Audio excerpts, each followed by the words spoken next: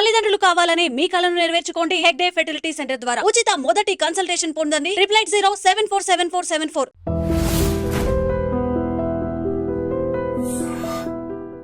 ఏంటంటే ఇంతకుముందు ఆడవాళ్ళు ఇంటి బాధ్యతలు పిల్లల బాధ్యతలు తీసుకునేవాళ్ళు. ఇప్పుడు దాంతోపాటుగా ఉద్యోగాలు కూడా చేస్తున్నారు.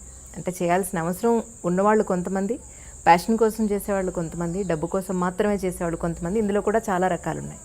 అయితే భగవంతుడు స్త్రీకి నెక్స్ట్ జనరేషన్ని బర్త్ ఇవ్వగలిగే ఒక గొప్ప అవకాశం కానీ, తల్లే మొదటి గురువు అనేటువంటి ఒక పరిస్థితి కానీ, ఇంట్లో ఉన్న వాళ్ళందరూ కడుపు నిండా భోంచేయాలన్నా, ఆరోగ్యంగా ఉండాలన్నా, ఎవరి పనుల్లో వాళ్ళు ఇన్ టైం వెళ్ళాలన్నా, మళ్ళీ ఇంటికి వచ్చే వాళ్ళ సంరక్షణ చూడాలన్నా, స్త్రీకి నెక్స్ట్ జనరేషన్కి సంబంధించిన వాళ్ళకు ఒక వయసు వచ్చేంత వరకు ఒక గొప్ప బాధ్యత ఇచ్చాడు.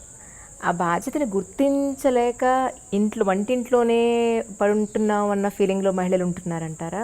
లేదా ఇంట్లో ఉండేదే కదా ఆడది అని హస్బెండ్ కానీ లేదా మగవాళ్ళు కానీ పట్టించుకోకపోవడం వల్ల ఇటువంటి రెవల్యూషన్ వచ్చిందంటారా? మీ ఉద్దేశ ప్రకారం ఇలాంటి పరిస్థితుల్లో పిల్లలు ఇటు తల్లి తండ్రికి దూరం అయ్యి, పెద్దవాళ్ళ ఇంట్లో లేక న్యూక్లియర్ ఫ్యామిలీస్ అయిపోయి చాలా రకాలైన పరిస్థితుల్ని చూస్తున్నారు పిల్లలు. సో మీ ఉద్దేశ ప్రకారం కాలమాన పరిస్థితుల్ని దృష్టిలో పెట్టుకొని మీరేం చెప్తారు? కుటుంబము అనేటటువంటిది ఒక పురుషుడు, స్త్రీ వారిద్దరూ కలిసి నిర్వహించాల్సినటువంటి ఒక బాధ్యత. It's a collective responsibility to make a family, to continue the progeny. దీనికి వెనకాతల మనం గుర్తించాల్సింది అసలు లక్ష్యం గుర్తించాలి.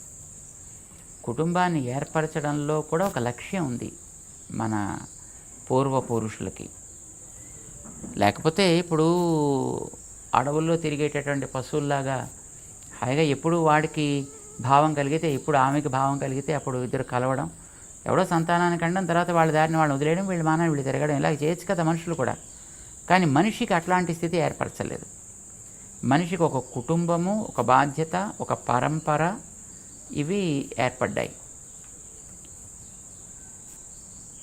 కుటుంబ వ్యవస్థ ఈవేళ మనం చూసేటటువంటి భారతీయ వైదిక కుటుంబ వ్యవస్థ అనేటటువంటిది మంచి ప్రాక్టీసెస్ కోసం ఏర్పడ్డది. మంచి ప్రాక్టీసెస్కి ధర్మము అని పేరు. ఏది వ్యక్తికి, వ్యక్తి ద్వారా కుటుంబానికి, కుటుంబం ద్వారా సమాజానికి, సమాజం ద్వారా ప్రకృతికి ఏది అనుకూలమైనటువంటి ప్రాక్టీస్ ఉంటుందో దానిని ధర్మము అని పేరు పెట్టారు. దాన్ని ధర్మం అంటే ఉపదేశాలు చేసేది కాదు. No, it is not something lies in the books also. It is a good practice that comes from person to the person by word of mouth. ఇలాగ రావడానికి ఒక వ్యవస్థ, పురుషుడు స్త్రీ కలిసి ఒక లక్ష్యం కోసం జీవించడం. Not just sharing the life is the purpose of the marriage.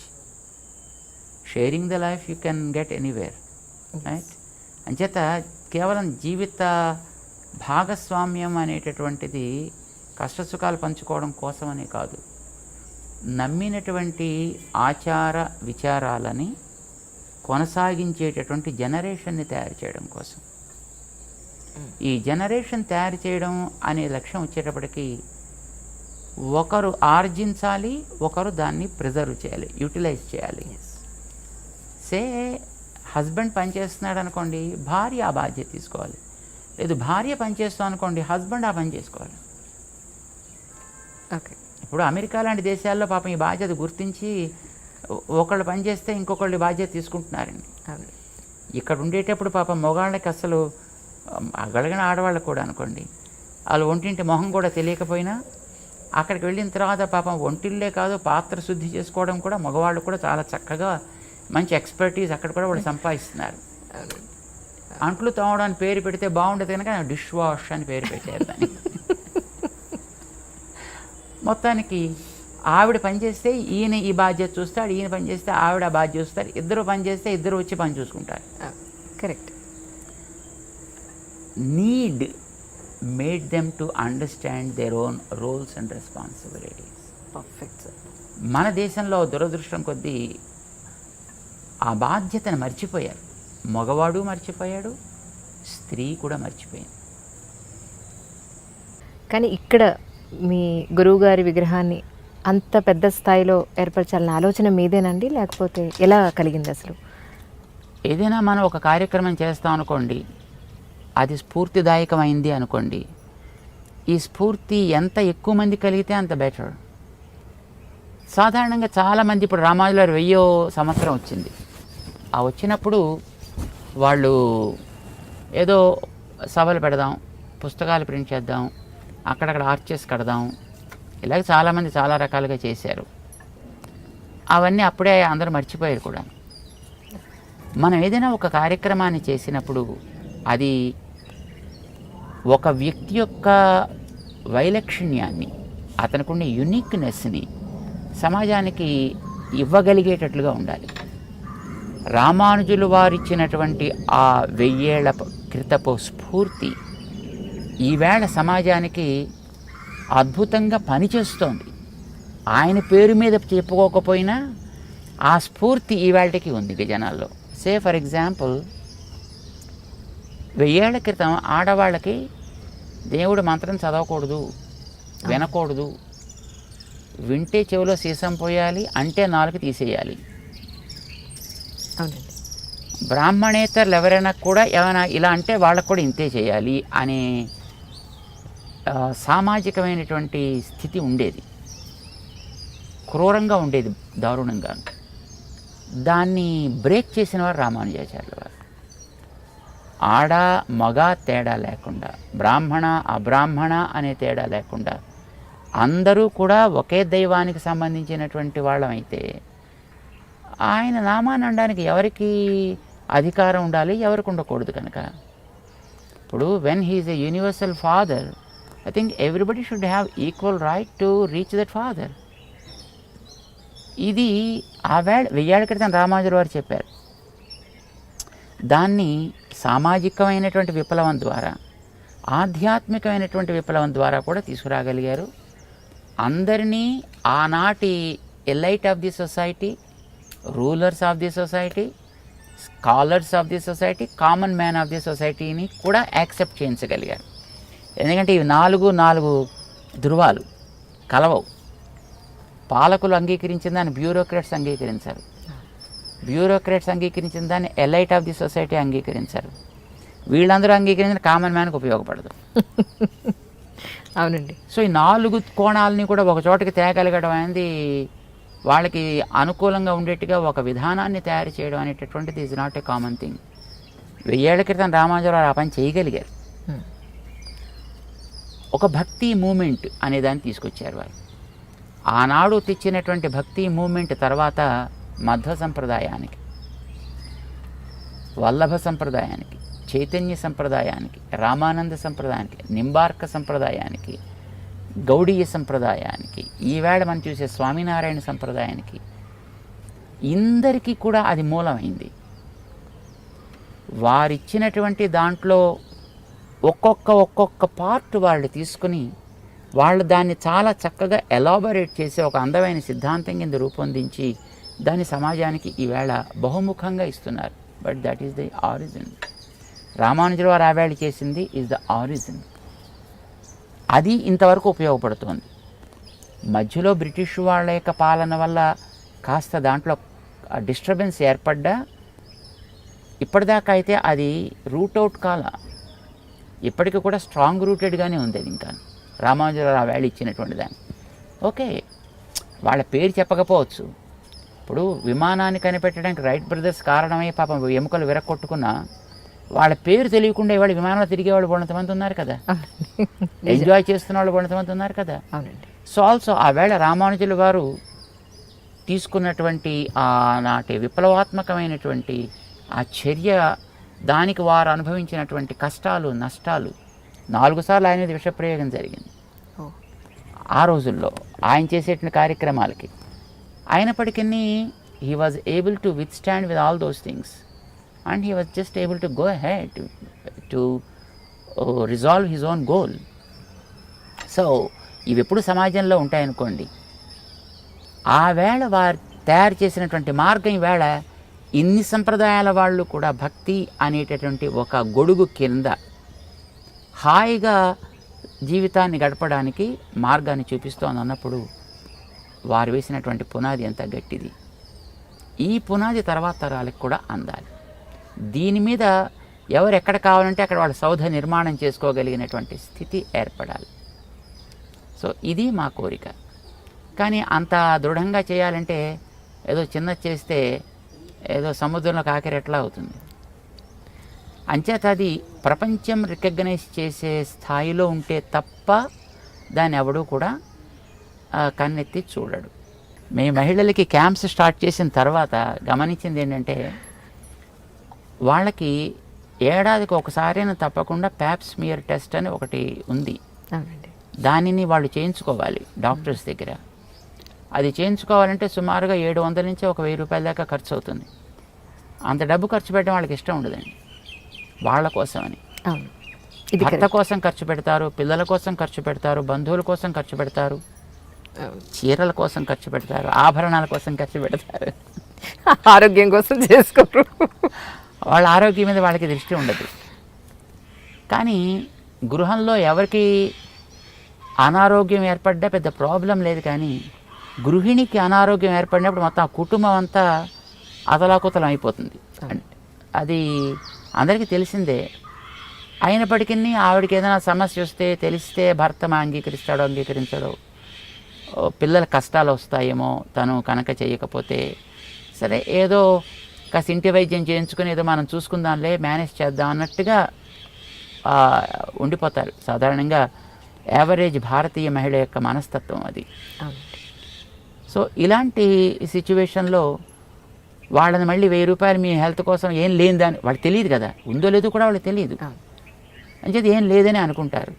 ఏం లేని దానికోసం 1000 రూపాయలు మీరు ఖర్చు పెట్టండి అంటే వాళ్ళు ఎందుకు పెడతారు? పెట్టరు. అంచేత మేము ఉచితంగానే మొత్తం ఈ క్యాంప్స్ అన్నీ చేస్తున్నాం అమ్మా. ఇదంతా కూడా ఎక్కడి నుంచో అక్కడి నుంచి తీసుకొచ్చి మన వాళ్ళు చేస్తున్నారు కార్యక్రమం. ఏదో తాత్కాలికంగా ఎవరో ఒక్కొక్క డోనర్ వస్తారు, వాళ్ళని ఒక క్యాంప్ స్పాన్సర్ చేయండి అంటే స్పాన్సర్ చేస్తారు, కార్యక్రమాలు జరుగుతాయి. ఇంత కార్యక్రమాలు పర్మనెంట్గా చేయాలి అని అంటే మనకి కష్టం కదా జనరల్గా. అంచేత మనం ఎవరితోటైనా కలిసి ఈ కార్యక్రమాలు జరిపించడానికైనా ప్రోత్సాహం మేము ఇస్తుంటాం. ఇది కొంతకాలం మనం చేస్తాం. కానీ జాతికి ఒక స్థాయి రూపంగా ప్రేరణనివ్వగలిగేటటువంటి ఏదైనా ఒక సెంటర్ కావాలి. ఇప్పుడు ఇవన్నీ తాత్కాలికంగా మేము చేయగలుగుతాం. మనం ఇలాంటి సర్వీసెస్ ఎంతకాలం చేస్తూ ఉంటాం అంతకాలం మనం వాళ్ళకి జ్ఞాపకం ఉంటాం కామన్గా. మనం ఇటు తిరగగానే ఇది అటు తిరుగుతుంది. So of the sight of the mind అని అంటుంటారు కదా. సో అట్లా సమాజంలో మనం ఎంతవరకు అయితే యాక్టివ్గా ఉండగలుగుతామో అంతవరకే ప్రజలు ఆ కార్యక్రమం యొక్క లాభాన్ని పొందగలుగుతూ ఉంటారు వాళ్ళు. బట్ ఉచితంగా ఇలాంటి సర్వీసెస్ చేసేటటువంటిది సామాన్యంగా వ్యక్తి మీద ఆధారపడి ఉంటాయి. ఇప్పుడు ఆ వ్యక్తి కనుమరు అవ్వగానే మళ్ళీ ఇప్పుడు ఇవన్నీ కూడా చరిత్రలో కలిసిపోతాయి. అలా కాకుండా ఏదైనా ఒక ప్రేరణ కూడా సమాజానికి, అంటే వ్యక్తిని గమనించాలి, కుటుంబాన్ని గమనించాలి, సమాజాన్ని గమనించాలి, భౌతికమైన అవసరాలు చూడాలి, వీటితో పాటు వ్యక్తిలో ఆధ్యాత్మిక అవసరాలను కూడా చూడగలిగే స్థితి కావాలి. జనరల్గా నాకు ఆధ్యాత్మికత ఉందనుకుంటే వాడికి భౌతికం మీద శ్రద్ధ ఉండదు. భౌతికమైన కార్యక్రమాలు చేసేవాడికి ఆధ్యాత్మికత అంటే అదేదో అన్టచబుల్ అనుకుంటాడు. కానీ బట్ మనిషి అన్నప్పుడు ఇవన్నీ అందులో డిఫరెంట్ ఫ్యాసెట్స్. వ్యక్తిలో ఒక్కొక్కటి ఒక్కొక్క పార్ట్, ఇది ఒక్కొక్కటి ఒక్కొక్క భాగం అనే విషయాన్ని చాలామంది సమాజంలో మర్చిపోతుంటారు. కానీ ఇవన్నీ మర్చిపోకూడదు, ఇన్ని కలిపితేనే ఇది మనిషి అనేది రామానుజులు వారు 1000 ఏళ్ల క్రితం చెప్పారు. అందుకోసమని వారి ప్రేరణ మనం తీసుకున్నందువల్ల ఈవేళ ఈ రకమైన కార్యక్రమాలు చేయగలుగుతున్నాం. ఇదే రకమైన ప్రేరణ వారు మిగతా ఎంతోమందికి ఇవ్వగలిగేటట్లుగా ఉన్నట్టయితే సమాజంలో ఎంతోమంది ఇలాంటి వ్యక్తులు తయారు కాగలుగుతారు కదా. అందుచేత ఏదైనా ఒకటి అలాంటి సెంటర్ తయారు చేయాలనే ఉద్దేశంతో రామానుజాచార్య స్వామి వారి యొక్క 1000 ఏండ్ల సంవత్సరపు ఉత్సవాన్ని పురస్కరించుకొని ఒక ప్రాజెక్ట్ని తీసుకున్నాం అనమాట. సమతా మూర్తి స్ఫూర్తి కేంద్రము అని, స్టాచ్యూ ఆఫ్ ఈక్వాలిటీ అని దానికి పేరు పెట్టారనమాట. అది ఒక ప్రాజెక్ట్ చేద్దామని ఆరంభం చేసి, సరే ఇప్పుడు అది నడుస్తుంది అనుకోండి ఆ ప్రాజెక్ట్. అది మనకి రాబోయేటటువంటి తరాలకు కూడా ప్రేరణ ఇవ్వగలిగేటట్లుగా ఉండాలి అనే కోరికతో దాన్ని చేస్తున్నాం. So we need both. మేము చేయవలసిన కర్తవ్యాలు, మేము చేయవలసిన బాధ్యతలు మాకు ఉంటాయి కనుక దాన్ని మేము ఎప్పుడు కూడా అది కష్టం అని అనుకుంటే అనారోగ్యానికి దారితీస్తుంది, అది ఇష్టం అని అనుకుంటే ఆనందంగా ఉంటుంది. చాలా కరెక్ట్ స్వామి అన్నమాట.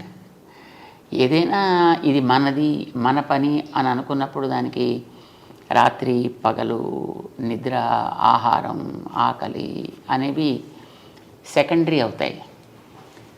ఇది మనకేదో ఒక ఉద్యోగం, లేకపోతే ఏదో మనకు ఒక బాధ్యత మన ఎత్తి మీద పడింది, అబ్బా కొండ బరువు మొయ్యాలి అని అనిపిస్తే మాత్రం అందులో ప్రతి క్షణం కూడా అది మనకి మానసికమైనటువంటి ఒక క్లేశాన్ని కలిగిస్తుంది. ఏదైనా నాది ఇది అని అనుకున్నప్పుడు అది బహుశా అది ఎప్పుడు కష్టాన్ని అనిపించదు. అంచేత మేము ఏదైనా పనుల్లో ఉండేటప్పుడు ఒక్కొక్కసారి మాకు రాత్రి 1 గంట 2 అయిపోతూ ఉంటుంది. దాని తర్వాత ఎప్పుడైనా ప్రసాదం తీసుకోవడానికి ఒక్కోసారి సమయం కుదరదు. ఏదో బయటికి వెళ్ళి జనాలతో తిరుగుతుంటే ఇంకా అది పూర్తి అయిన తర్వాత తప్ప లోపలికి రావాలి అని అనిపించదు. అక్కడ ఒక 10 మంది జనం ఉంటే ఆ 10 మందిని మనం క్లియర్ చేసేసి వాళ్ళని పంపిస్తే తర్వాత మనం ఏదో మన కార్యక్రమం చూసుకోవచ్చు అని అనిపిస్తుంది. బయట ఒకళ్ళు మన కోసం ఎదురు చూస్తూ కూర్చున్నారు అంటే అది కొంచెం మాకు రెస్ట్లెస్గా అనిపిస్తుంది. సో వీలైనంతవరకు ఎప్పుడు కూడా అలాగే బయట ఉండేవాళ్ళని క్లియర్ చేసేసాకనే తర్వాత మేము మా కార్యక్రమాలకు పెడుతుంటాం. కొంచెం ఆలస్యం అయితే అవుతుందని అనే ఉద్దేశంతో. ఇది సహజంగా ఉండే ప్రేమ కలిగిన వాళ్ళకి అది అయ్యో కష్టం అని అనిపిస్తుంది, అది సహజం. బట్ అది బహుశా మేము అనుకుంటాం అది ఒక రకమైన ఆశీస్సు అని అనుకుంటాం. అయితే స్వామి, ప్రకృతి ధర్మం ఒకటి ఉంటుంది కదా శరీరం మీద. అందుకని మేమేం అనుకుంటున్నాం అంటే, మీ భక్తులు, మీ అనుయాయులు మేమంతా ఏమనుకుంటామంటే, అర్చక స్వాములు తిరుపతిలో స్వామిని కొలువు ఉన్న సేవలో ఆశీర్వదిస్తారు. నిత్యైశ్వర్యో భవాని, మీకు దీర్ఘాయుష్షు కలిగి మీరు నిరంతరము ఈ సేవలో నిమగ్నమై ఆరోగ్యంగా ఆనందంగా ఉండాలి అని మేమంతా కూడా స్వామికి అనేక ప్రార్థనలు చేస్తాం స్వామి.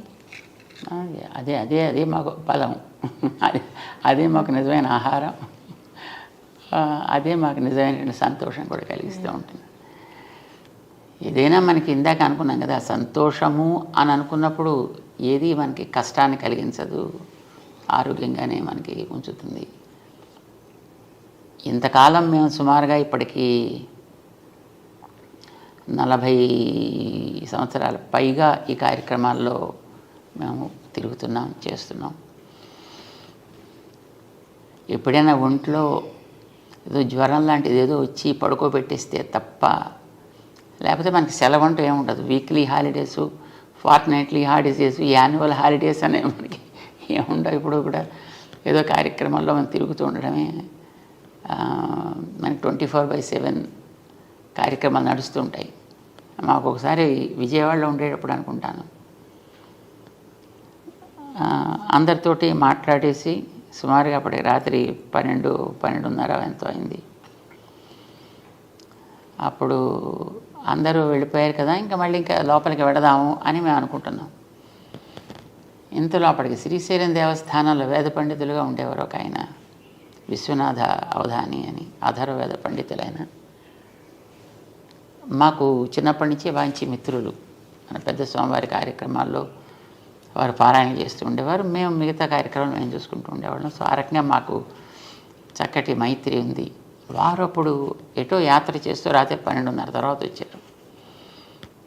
సరే మేము లోపలికి వెళ్ళాలనుకుంటున్నాం, ఇంతలో ఆయన వచ్చారు.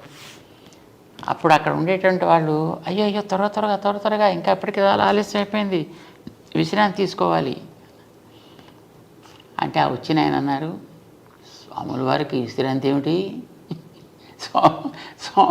స్వాముల వారు మా అలాంటి వాళ్ళ కోసం ఎప్పుడు ఉండాలి కదా, అంచేత వారికి ఇదే విశ్రాంతి అన్నారు వారు. మాకు ఇప్పుడు అట్లానే అనిపిస్తుంది. మాకు నాకు గుర్తుంది స్వామి 91లో అనుకుంటా సిద్దిపేట వచ్చాం మిమ్మల్ని రవీంద్ర భారతిలో జరిగే అన్నమాచార్య జయంతి ఉత్సవానికి ఆహ్వానించడానికని. మీరు తొలిసారిగా రవీంద్ర భారతి ప్రాంగణంలో పాదం మోపారు, చాలా సంతోషం కలిగింది. ఆ రోజు పిలవడానికి వచ్చిన రోజున రాత్రి నుండి పగలు 4:30 దాకా నేను ప్రశ్నలు అడుగుతున్నాను స్వామి, మీరు జవాబులు చెప్తున్నారు. అరౌండ్ 4:30 మీ శిష్యులు వచ్చి తిరువారాధనకు టైం అయిందంటే అప్పుడు లేచారు, మళ్ళీ కంటిన్యూ అయిపోయింది మీ దినచర్య. అటువంటి అవకాశం మళ్ళీ రాదనుకుంటాను స్వామి. మీ కార్యక్రమాలు చాలా విస్తృతమైపోయాయి. అది ఒక అద్భుతమైన జ్ఞాపకంగా, అనుభూతిగా, ఆశీర్వాదంగా నాకు గుర్తుండిపోయింది స్వామి. మీరు చెబుతుంటే నాకు అది గుర్తొచ్చింది స్వామి. సమయపాలన అంటే ఇది నిద్రకు ఉపకరించే సమయం అని కానీ, ఆహారానికి నియమిత సమయం కానీ మీరు చూసుకోకుండా 10 మంది మేలు కోసం ఈ ప్రవచనాలు చెప్పడం కానీ, కార్యక్రమ నిర్వహణ కానీ, వైదిక కార్యక్రమాలు కానీ చేయడం, ధార్మిక కార్యక్రమాలు చేయడం కానీ జరుగుతుంది. అంటే సాధారణంగా ఈ ఏదో ఉదయం బ్రేక్ఫాస్ట్ ఇన్నింటికి, లంచ్ ఇన్నింటికి, స్నాక్స్ ఇన్నింటికి, డిన్నర్ ఇన్నింటికి, ఎగ్జాక్ట్గా పడక ఇన్నింటికి, లేవటం ఇన్నింటికి అని అలా పెట్టుకుంటారు అనుకోండి. అలా వెరీ స్ట్రిక్ట్గా పాటించాడు కొందరు ఉంటారు. అలాంటి వాళ్ళకి ఏదో కారణం నుంచి అదే ఎప్పుడైనా ఒకసారి కనుక ఆ సైకిల్ డిస్టర్బ్ అయితే వాళ్ళ హెల్త్ శుభ్రంగా అప్సెట్ అయిపోతుంది. సో అప్పుడు మాలాంటి వాళ్ళకి అనుకోండి, మాకు ఇలాంటి వాటి వల్ల హెల్త్ అప్సెట్ అవ్వడం అనేటటువంటిది ఉండదు. ఎందుకంటే మాకు అన్టైమ్లీయే టైమ్లీ. ఎప్పుడు పడుకోవడం అనేది ఒక్కొక్కసారి మేము 3ంటికి పడుకుంటాం అనుకోండి, మళ్ళీ పొద్దున్న 5ంటికి కార్యక్రమం ఉందంటే మళ్ళీ మేము వెంటనే లేచి మళ్ళీ పరిగెట్టాల్సి వస్తుంది. సో అప్పుడు మరి నిద్ర ఎక్కడ పోతారు? బాడీకి నిద్ర కావాలి కదా. అంటే ఇలా మాట్లాడుతూనే ఒక్కోసారి నిద్రపోతుంటాం, నడుస్తూ నిద్రపోతుంటాం. మీకు ఏదైనా యోగ సూక్ష్మం తెలుసేమో అని నేను అనుకుంటున్నాను స్వామి. మనకంటూ ఏది ఉండదు అని అనుకోవడం యోగ సూక్ష్మం. మనం ఉండేది సమాజం కోసం. సమాజం అనేది దైవ స్వరూపం అని మేము భావిస్తాం. భగవంతుడి యొక్క దివ్యమంగళ విగ్రహమే ఈ సమాజం అంతా, ఈ ప్రపంచం అంతా. మనం దాంట్లో ఉన్నాము అని అంటే మనం భగవంతుడి కోసం ఉన్నామని అర్థం. మనం దాంట్లో పనిచేస్తున్నాం అంటే భగవంతుడి సేవలో ఉన్నాము అని అర్థం. సో అల్టిమేట్లీ ఎప్పుడైనా చేరాల్సింది అక్కడికే కదా. అది మనం ఇక్కడ ఉండగా చేయగలుగుతున్నాము అనే భావన మనకి కలిగితే I think that becomes a very, very tremendous yoga. That itself is a great yoga.